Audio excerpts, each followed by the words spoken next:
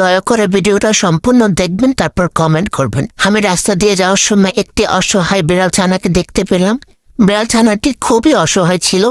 অনেকগুলো কুকুর মিলে তাকে অনেক ভয় দেখানোর চেষ্টা করছিল, তাকে সম্ভবত খাওয়ার চেষ্টা করতেছিল, কিন্তু সে একদম ভয়ে চুপসে গেছিল।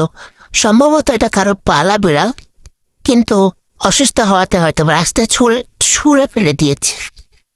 এরকমই হয়, মানুষ কিভাবে এতটা খারাপ হতে পারে আমি বুঝি না।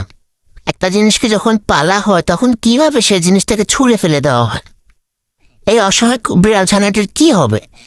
আমরা যারা বিড়াল পালি, যাদের বাসায় বিড়াল রয়েছে, আমরা কত আদরে রাখি একটা বিড়ালকে, কম্বলের তলে রাখি, খাবার দিই। আর অথচ এই যে বিড়ালটাকে, ও তো একসময় খাবার খাইতো, কারো আদরের ছিল, তার কি দোষ ছিল? তাকে কেন ফেলে দেওয়া হয়েছে? আপনারা যদি কেউ পারেন ওকে অ্যাডপশন নিন। আমার বাসায় যেহেতু বিড়াল আছে, আমি ওকে নিতে পারতেছি না, কিন্তু আমি ওকে একটা সেফ জায়গায় আমি ওকে রাখবো। এখন একটা সেফ জায়গা রেখে যাবো, যাতে কুকুরগুলোর হাত থেকেও নিজেকে সেফ রাখতে পারে।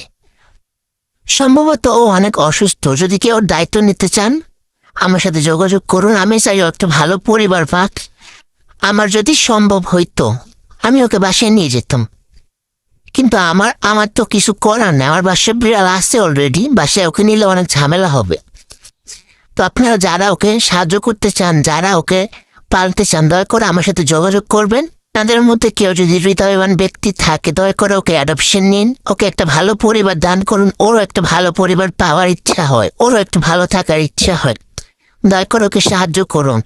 ওর মতো এরকম হাজারো বিড়াল রাস্তায় পড়ে আছে, তাদেরকে কেউ খাবার পর্যন্ত দিচ্ছে না। অন্ততপক্ষে ওদেরকে খাবার পর্যন্ত দিবেন আপনারা।